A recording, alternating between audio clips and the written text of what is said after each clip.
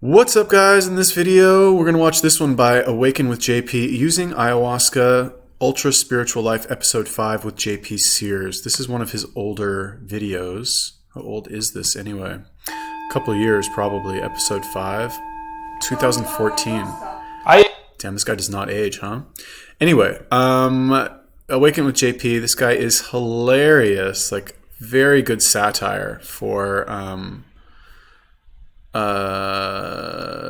just like the fitness world in general. I think this is a satire video, I'm sure.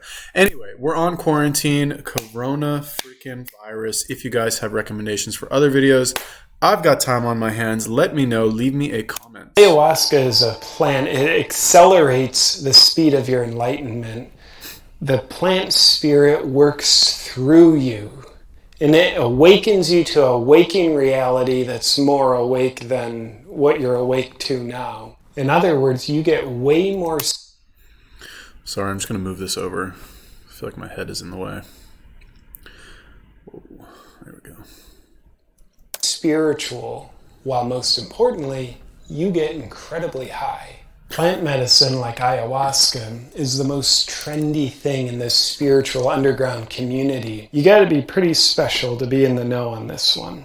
Your ayahuasca journey starts by making the brew. Then you need to drink the brew. You ready for yours? You can trust me. You don't trust me? You have so much fear. Is this drug legal? It's not a drug.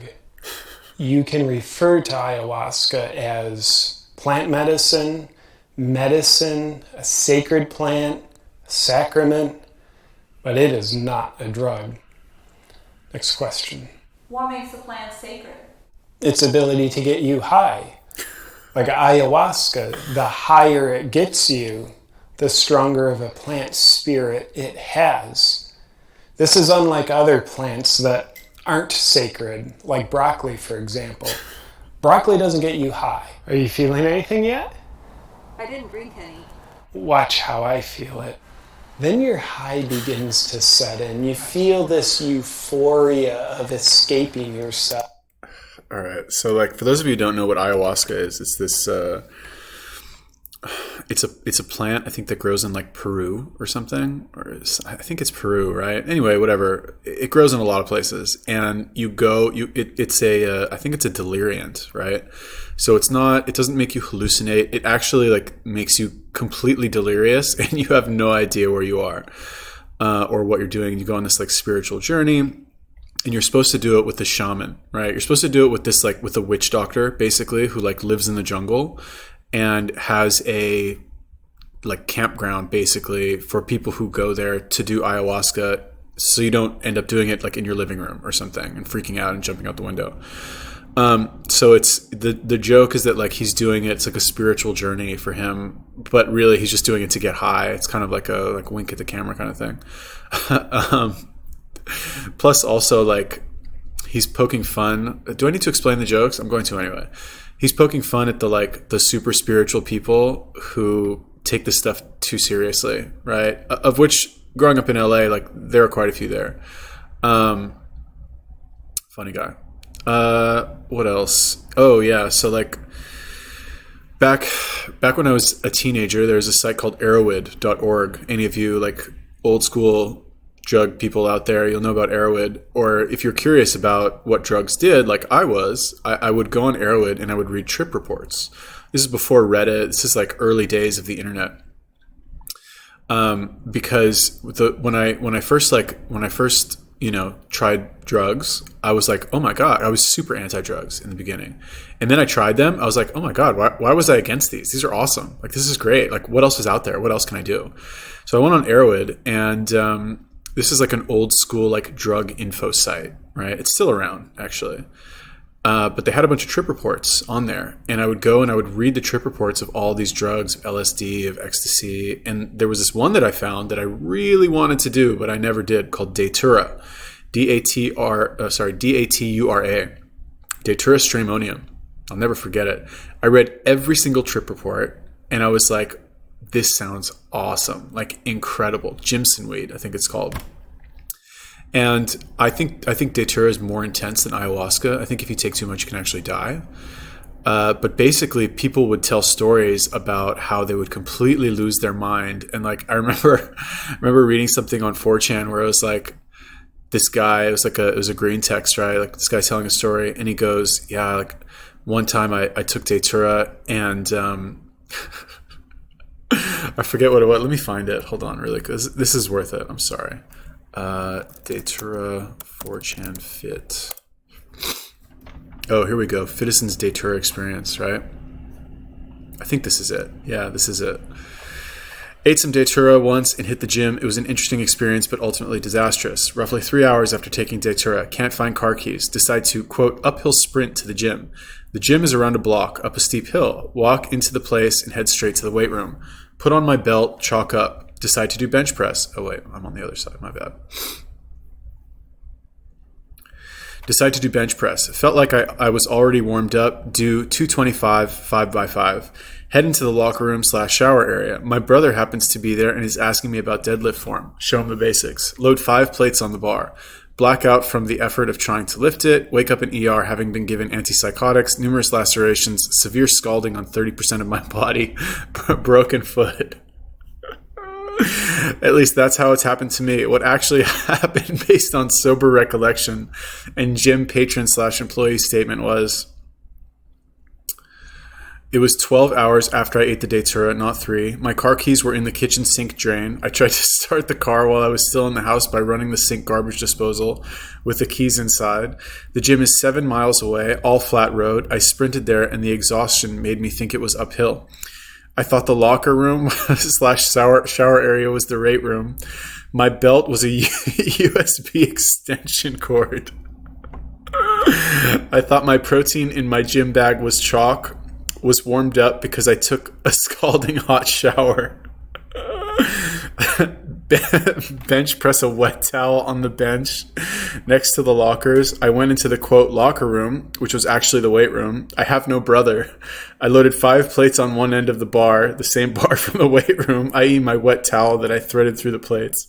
Tried to lift it, dropped it on my foot.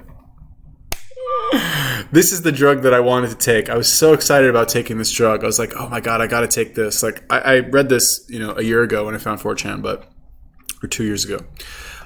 Anyway, this is the drug that I really wanted to take. And ayahuasca is like, I don't know if it's a weaker version of it, but like, anyway, whatever. All right. That's my story.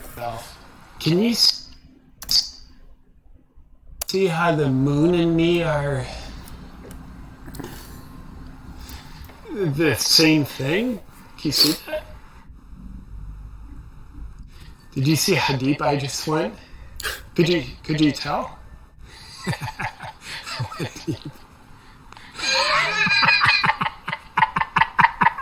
you get ayahuasca? Ayahuasca comes from a vine, and gathering the ayahuasca vine and brewing it over the course of several weeks is a very intimate process. It's you form a relationship with the spirit of this plant medicine. Where do you get yours? I buy it off the internet. You can't be just anyone off the streets and start giving ayahuasca to your friends. You need to be a shaman. Luckily, I'm a shaman. Becoming a shaman is a very holy process of qualification. It's not easy. How did you become a shaman? I spent a long weekend tripping on the living room floor with a guy who calls himself a shaman in his nice house in Southern California. I mean, this guy was a good shaman. He taught me where to get plant medicine. He taught me how much to use. He taught me how many different sacraments to use all at once. He taught me there's no such thing as too much. He taught me how to clean up my own vomit while believing that I'm a lizard who thinks he's a human yet is not. He also taught me how to get my friends involved so that I don't feel lonely while I'm going on medicinal benders. I can't remember his name, but he was such an advanced shaman. He basically taught me how to throw a really good party. He also taught me how to call a party a ceremony. And then you get into the heart of the journey. This is where magic happens. And what's happening on the inside can look a little bit different than what's happening on the outside.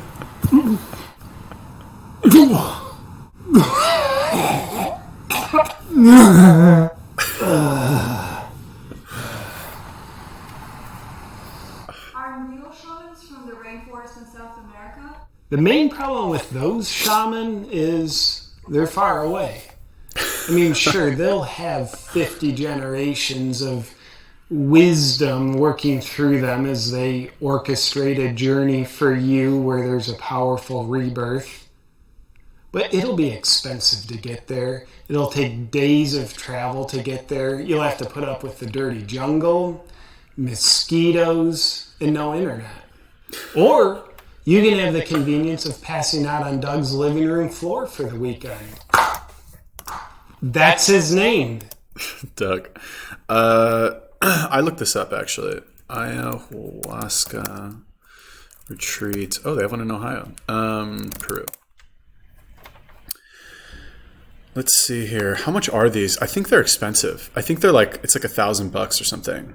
Let's see. Where's the price? Open, register now. Let's see how much it is. I'm curious. $3,000? Get the fuck out of here, dude. Look at this. For it's 23 days. Still, what is that per day? It's like $150 a day. Get out of here, bro. Unreal. Anyway, yeah, I'd rather trip on Doug's floor. This kind of makes me like, when I watch stuff like this, kind of makes me want to move back to LA. But like, what would I do there? I don't know. It's the traffic, to drive everywhere. It's terrible. I have a friend that lives in Malibu. I don't know. They're not this bad in Malibu. They're not. Malibu's a cool place. All right. Doug the molester, as they call him. He taught me everything I know about shamanism. And then as you're eventually coming out of the heart of the journey, as soon as you regain motor function, you're going to want to do a spiritual drawing so that you can rationalize that this whole experience has had genuine benefit for you. This is my mandala, which shows you what's just happened here tonight. You can see how I'm part of the one. All right. I don't know. Do you piss yourself on ayahuasca? I don't know. I know you throw up. There's this other drug. I forget what it's called, but it's like, I think it's like frog poison or something, or like poison from a toad.